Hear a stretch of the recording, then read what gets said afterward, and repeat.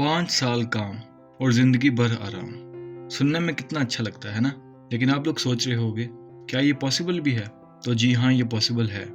बताता हूँ कैसे। तो ये बात है 3 दोस्तों की, राजू, फरहान और रांचू, जो अभी भी कॉलेज से फ्री हुए हैं। तीनों की एज 25 साल है और तीनों की अभी नई जॉब लगी है। रांचू इंजीनियर है और उसकी सैलरी है 25,000। राजू एक सेल्समैन है और वो महीने का 20,000 रुपये कमा लेता है। इन तीनों में सबसे ज्यादा फरहान कमाता है, जो कि एक सीए है और उसकी सैलरी है 50,000 रुपये। लेकिन उन तीनों में सबसे ज्यादा स्मार्ट होता है रांचू। उसे कॉलेज लाइफ से ये समझ आ गई थी, कोई भी इंसान जॉब से तो अमीर बन नहीं सकता। तो वो फाइनेंस बुक्स पढ़ता है और पैसे की गेम को अच्छे से समझता है। वो डिसाइड करता है कि वो हर महीना 5,000 रुपये SIP के थ्रू इन्वेस्ट करेगा। लेकिन अपनी इन्वेस्टमेंट जर्नी शुरू करने से पहले वो अपने दोस्तों को इस बारे में बताता है। लेकिन उसकी ये बात सुन के दोनों दोस्त बोलते हैं, 5-6 हज़ार रुपये इन्वेस्ट करने से कोई अमीर नहीं बनता भाई। तेरी सैलरी कम है इसलिए तू इनसिक्योर फील कर रहा है, मेहनत कर और अपनी सैलरी बढ़ा। और वो दोनों उस पर हंसने लगते हैं। उनकी बातें सुन के रांचू को बुरा जरूर लगता है, लेकिन वो दिल पे नहीं लेता।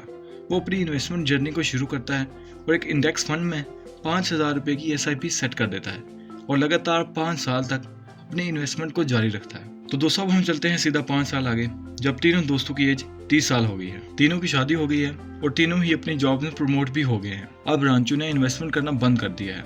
वो अपनी सारी इनकम अपनी फैमिली के साथ एंजॉय करने में स्पेंड करता है। दूसरी तरफ फरहान और राजू फैमिली के होते अभी कुछ सेविंग करने का सोचते हैं, लेकिन अब ज्यादा एक्सपेंसिव होने की वजह से वो ऐसा कर नहीं पाते। इधर रांचू अपनी सेविंग और इन्वेस्टिंग की जर्नी को कंप्लीट कर चुका है और अभी बस अपनी लाइफ को एंजॉय कर रहा है।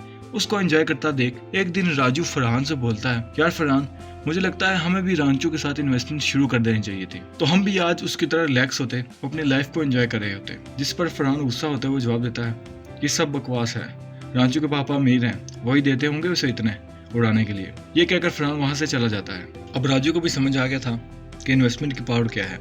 वो अपनी इन्वेस्टमेंट की जर्नी को शुरू करता है और SIP के थ्रू अगले 7 सालों तक इन्वेस्ट करता है। अब चलते हैं सीधा 7 साल आगे, जब तीनों दोस्तों की एज 37 साल हो गई है। अब रांचू और राजू दोनों ही अपनी इन्वेस्टमेंट से फ्री हो चुके हैं और अपनी लाइफ को पूरी तरह से एंजॉय कर रहे हैं। दूसरी तरफ फरहान आज भी वही है जहां से उसने शुरू किया था। मंथ एंड पे उसके पास कुछ पैसे बचते नहीं है, क्योंकि सैलरी बढ़ने के साथ साथ उसने अपने एक्सपेंसेस को भी बढ़ा लिया था। उसके पास अपने बुढ़ापे के लिए कुछ होता नहीं है। राजू और रांचू को देख के उसे लगता है कि उसने बहुत बड़ी गलती कर दी है। उसे भी अपनी जॉब के साथ ही इन्वेस्टमेंट को शुरू कर देना चाहिए था, लेकिन उसे समझ नहीं आता कि वो क्या करे। तो वो राजू के घर जाता है, उससे कहता है कि यार, मुझसे तो बहुत बड़ी गलती हो गई, मुझे तुम लोगों के साथ इन्वेस्टमेंट शुरू कर देनी चाहिए थी, मुझे समझ नहीं आ रहा अब मैं क्या करूं। जिसके जवाब में राजू उसे हिम्मत देता है, उसे समझाता है कि अभी भी देरी नहीं हुई, तो अभी भी इन्वेस्टमेंट की जर्नी शुरू करके रिटायर हो सकता है, अपनी लाइफ को एंजॉय कर सकता है। उसकी ये बातें सुन के फरहान अपनी इन्वेस्टमेंट की जर्नी को शुरू करता है और अगले 30 सालों तक इन्वेस्टमेंट करता है। तो अब चलते हैं सीधा 30 साल आगे, जब तीनों दोस्तों की एज 67 ईयर्स है। अब देखते हैं कि सबसे ज्यादा इन्वेस्टमेंट में फायदा किसको मिला है। इसे एक टेबल से समझते हैं, जिसमें रांचू की 5 साल की इन्वेस्टमेंट, राजू की 7 साल की इन्वेस्टमेंट और फरहान की 30 साल की इन्वेस्टमेंट को हम कंपेयर करते हैं। दोस्तों, यहाँ पे मैं आपसे एक सवाल पूछता हूँ कि आपको क्या लगता है कि सबसे ज्यादा रिटर्न किसको मिला होगा? आप वीडियो को पॉज करके थोड़ा सोच सकते हो। मैक्सिमम लोगों को ये लगेगा कि सबसे ज्यादा टाइम तो फरहान ने इन्वेस्ट किया है, तो सबसे ज्यादा रिटर्न भी उसी को मिलेगा, है ना? लेकिन ऐसा नहीं है दोस्तों। हम मान के चलते हैं कि तीनों ने एक ही फंड में इन्वेस्ट किया, जिससे तीनों को सेम रेट ऑफ रिटर्न मिला। तीनों की SIP की अमाउंट भी सेम ही थी। इस हिसाब से जब हम फरहान की इन्वेस्टमेंट को देखते हैं, तो फरहान ने टोटल 18 लाख रुपए इन्वेस्ट किए हैं, जिससे उसको रिटर्न में मिले हैं 3 करोड़ 50 लाख रुपए। अब बात करते हैं राजू की। राजू ने अपने 7 साल की इन्वेस्टमेंट में टोटल 4,20,000 रुपए इन्वेस्ट किए। उसके बाद अपनी इन्वेस्टमेंट को रोक दिया, लेकिन फिर भी उसकी इन्वेस्टमेंट पे कंपाउंडिंग का मैजिक काम करता था। 67 की एज में उसके पास होंगे 5 करोड़ 92 लाख रुपए। अब बात करते हैं रांचू की, जिसने सबसे कम टाइम के लिए इन्वेस्टमेंट की।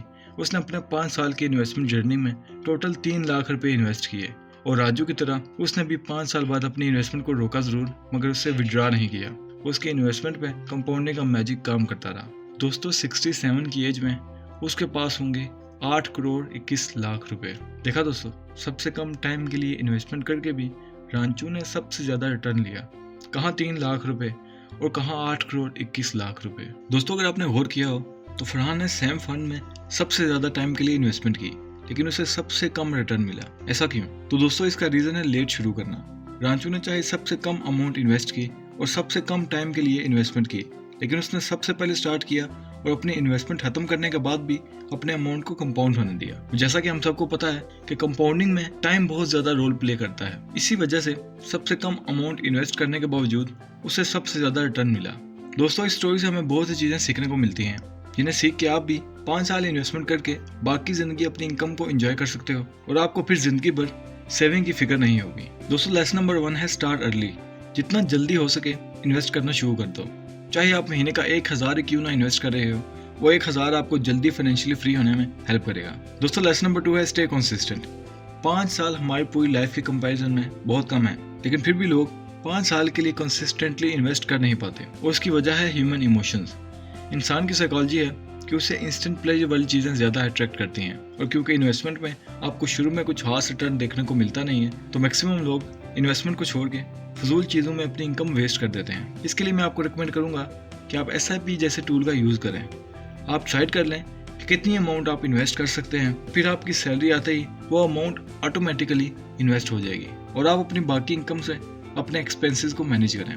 दोस्तों, लेसन नंबर 3 है लर्निंग। रांचू ने 3 लाख रुपए इन्वेस्ट करके 8 करोड़ रुपए कमाए, लेकिन अगर आप मेहनत करके इन्वेस्टिंग को सीखते हो तो आप 8 करोड़ की बजाय 20 करोड़ भी कमा सकते हो। क्योंकि रांचू ने सिंपल इंडेक्स फंड में इन्वेस्टमेंट किया था, इसलिए उसे 15% तक का रिटर्न मिला, जो कि एक एवरेज रिटर्न है। अगर आप स्टॉक इन्वेस्टिंग को सीख के डायरेक्ट स्टॉक्स में इन्वेस्ट करते हो तो आप 20% तक का एनुअल कंपाउंडेड रिटर्न ले सकते हो। अगर आपने मेरी कंपाउंडिंग वाली वीडियो देखी है तो आपको पता ही होगा कि कंपाउंडिंग में टाइम के बाद दूसरा इंपॉर्टेंट फैक्टर है rate of return. By the way, अगर आपने कंपाउंडिंग वाली वीडियो नहीं देखी तो लिंक आपको डिस्क्रिप्शन और आई बटन में मिल जाएगा। दोस्तों, आज के लिए इतना ही। उम्मीद करता हूँ आपको इस वीडियो से कुछ ना कुछ सीखने को जरूर मिला होगा। वीडियो अच्छी लगी है तो लाइक करो। मज़ीद ऐसी इन्फॉर्मेटिव वीडियोस के लिए मेरे चैनल को सपोर्ट करो। अगर आपको मेरी वीडियोस में वैल्यू मिलती है तो चैनल को जरूर सब्सक्राइब कर लेना। मिलते हैं आपसे अगली वीडियो में। Thanks for watching and good bye.